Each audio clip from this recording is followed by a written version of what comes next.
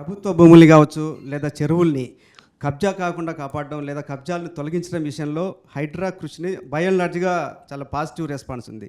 కాకపోతే ప్రొసీజర్స్ విషయంలో ఒక కక్ష కట్టినట్టుగా వ్యవహరిస్తుంది హైడ్రా.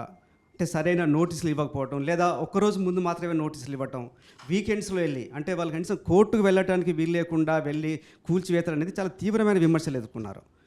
దీని మీద ఎందుకు అలా చేయాల్సి వచ్చింది, దాని మీద మీ వివరణ ఏంటి? అబ్బో, ఇక్కడ కేజీ చీరలు కొంటే అర కేజీ చీరలు ఫ్రీ అంట. మంగళ్య షాపింగ్ మాల్, కేజీల్లో సేల్, టన్నుల్లో ఆనందం. దీని మీద ఆల్రెడీ చాలాసార్లు కూడా మేము క్లారిటీ ఇవ్వటానికి ప్రయత్నం కూడా చేశాము. అసలు కొన్ని కేటగిరీస్ ఆఫ్ ఎంక్రోచ్మెంట్స్ రిమూవ్ తీసేటప్పుడు నోటీసులు అవసరం లేదు అని చెప్పేసి చాలా స్పష్టంగా సుప్రీంకోర్టు ఆదేశాలు ఉన్నాయన్నమాట. The famous bulldozer justice Gavai గారి జడ్జిమెంట్ ఉందన్నమాట. 2024 నవంబర్లో ఇచ్చినటువంటి దాంట్లో పారా 91 చాలా స్పష్టంగా చెప్తుంటుంది అనమాట. ఏమని చెప్తుందంటే, మేము చెప్పిన ప్రొసీజర్ అంతా కూడా the doesn't apply to certain categories of encouragements అని చెప్పి ఇట్లా ఏది వాటర్ బాడీసు లేకపోతే ఇట్లా మనకేది నాలాసు ఇట్లా రోడ్స్ సమ్ వాటెవర్ అది మెన్షన్ చేస్తూ చేశారు. దీని మీద కూడా హైకోర్టులో చాలా సందర్భాల్లో కూడా డిస్కషన్ అయింది.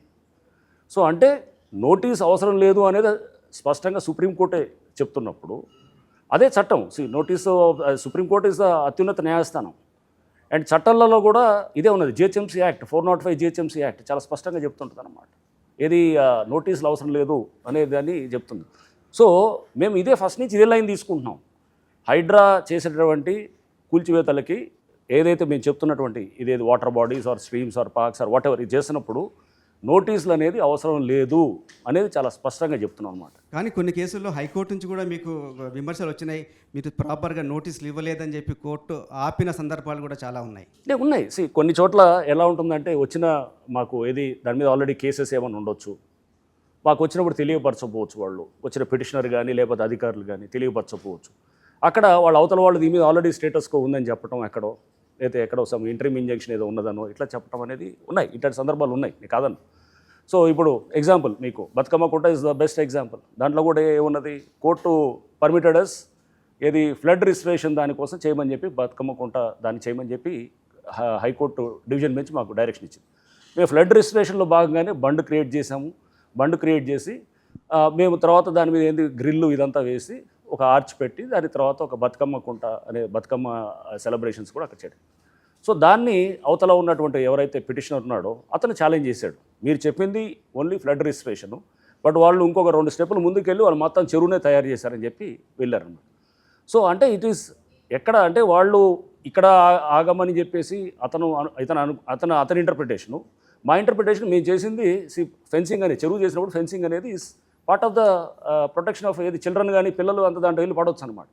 సో చెరువు ఒక ఫ్లడ్ మిటిగేషన్ కోసం చేస్తున్నటువంటి చెరువులో మీరు ఏదైతే చెరువును డెవలప్ చేస్తున్నప్పుడు ఆ చుట్టూ ఫెన్సింగ్ వేయటం అనేది అది తప్పదనమాట. అది ఎందుకంటే లేకపోతే కనుక చుట్టుపక్కల కాలనీలు బస్తీల్లోంచి పిల్లలు వచ్చి పడతారని. సో అది వాళ్ళు అపోజ్ చేశారనుకోండి, సో అప్పుడు న్యాచురల్గా కంటెంప్ట్ వస్తుంది. సో కంటెంప్ట్ వచ్చినప్పుడు సో ఇట్లా కోర్టు దగ్గర ఇష్యూస్ అట్లా టెక్నికాలిటీస్ మీద కూడా చాలా అవుతుంటాయి అన్నమాట. ఒకటి మటుకు వాస్తవం, ప్రొసీజరల్గా కొన్ని మా హైడ్రా మీద కొంత తప్పు పట్టడం అనేది జరగవచ్చు. కానీ ఎక్కడైనా కానీ కూడా గ్రౌండ్కి వెళ్ళి ఒక మీడియా లెవెల్ కానీ లేకపోతే ఒక సీనియర్ జర్నలిస్టులు కానీ ఒక సీనియర్ సొసైటీలో ఉన్నటువంటి పెద్ద మనుషులు కానీ వెళ్ళి మేము చేసిన యాక్షన్ రైట్ ఆర్ రాంగ్ అని లోతుగా వెళ్ళి చెక్ చేస్తే కనుక క్లియర్గా అర్థమైపోతుంది అనమాట. నోటీసులు ఇవ్వాల్సిన అవసరం లేదని ఎగ్జాక్ట్లీ అదే చెప్తున్నాను. అలా వెళ్ళి నోటీసులు ఇవ్వకుండానో ఒకరోజు ముందు ఇవ్వటం వల్ల పబ్లిక్ సఫర్ అయిన మాట నిజం కాదా? నిజానికి హైడ్రా అక్కడే చాలా తీవ్రమైన విమర్శలు ఎదుర్కొంది. చాలా మందికి పుస్తకాలు సర్దుకోవడానికి ఇల్లు సర్దుకోవడానికి టైం ఇవ్వకుండా మీరు లీగల్ ఇష్యూస్ చూపించి చేయటం వల్ల మీకు చెడ్డ పేరు వచ్చిందా రాలేదా? నోటీసులు ఇవ్వకుండా డిమాలిషన్స్ చేయటం అనేది చట్టపరంగా మా పర్మిట్ చేసినా కానీ కూడా ఆ తర్వాత ఏం చేసాము, దాన్ని మేము మార్చుకుంటూ అంటే స్టార్టింగ్లో కొంత దీనివల్ల చెప్పాను కదా ఇందాక ఇబ్బందులు కొన్ని సెప్టెంబర్ 2024లో గ్రహించిన తర్వాత ఈ మధ్య మేము నార్సింగిలో ముష్కిన్ చెరువు అనే దగ్గర ఇలానే గుడిసెలన్నీ ఉంటే కనుక తీయటానికి వాళ్ళకి వెళ్ళి చెప్పామన్నమాట. అంటే చూపించడానికి, సమాజానికి కూడా చూపించడానికి చెప్పినప్పుడు అదంతా 60 ఎకరాల చెరువుని 15 ఎకరాలే చేసి మిగతా 45 ఎకరాలు నొక్కేయాలనుకుని అక్కడ ఎవరికి వాళ్ళు అక్కడ ఇది జరుగుతుందన్నమాట. సో అప్పుడు అక్కడ లోకల్ కూడా కమ్యూనిటీ అంతా, ఆ లోకల్ ఉండే 10,000 మంది దాకా ఉన్నటువంటి ఆ చుట్టుపక్కల ఉన్న కాలనీ వాసులందరూ కూడా వచ్చి ముష్కిన్ చెరువు పరిరక్షణ సమితి అని ఒకటి పెట్టి వాళ్ళందరూ కూడా వచ్చి హైడ్రాని మమ్మల్ని కోరటంతో మేము కూడా వెళ్ళాం. వెళ్ళినప్పుడు అక్కడ కొన్ని గుడిసెలు అవి ఉన్నాయి. అవి ఈ మధ్య వచ్చినాయి, అంటే ఒక 2-3 ఇయర్స్ నుంచి ఉన్నాయి. వాళ్ళకి చెప్పాం తీయండి అని చెప్పి వాళ్ళకి టైం ఇచ్చాం. ఒక 15 రోజులు అంటే వాళ్ళు అన్నారు 4 రోజులు అన్నారు. సరే 20 రోజులు 3 అని 4 రోజులు ఇచ్చాం. 4 రోజుల తర్వాత వెళ్ళాం. అక్కడ ఉన్నటువంటి అప్పటిదాకా ఉన్న 100 గుడిసెలు 200 గుడిసెలు అయినాయి అనమాట. 200 గుడిసెలు అయితే మళ్ళీ చెప్పాం, ఇదిగో మీకు ఇంతకుముందు చెప్పాం కదా ఇదంతా చెప్పి వీడియోలు ఇదంతా దీనికి సాక్ష్యం సోషల్ మీడియా వాళ్ళు కూడా, అంటే యూట్యూబ్ ఛానల్స్ తీసుకెళ్ళాం. ఓ 10-15 యూట్యూబ్ ఛానళ్ళు కూడా వచ్చాయి, మీడియా వాళ్ళందరూ కూడా వచ్చారు.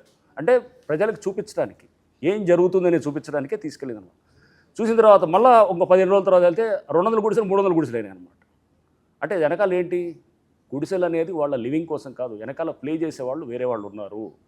ఈ గుడిసెలు అనేటటువంటి ఈ బహానాలు, ఈ కథలు అనేది పెడుతూ చేస్తున్నటువంటిది. ఎప్పుడైతే కనుక వెళ్ళి మేము సరే ఇక 300-200 వచ్చిన తర్వాత మేము వెళ్ళి హైడ్రాతో యాక్షన్ చేద్దామని వెళ్ళగా అందరూ ఎవరికాలు తీసేసుకుని వెళ్ళిపోయారు.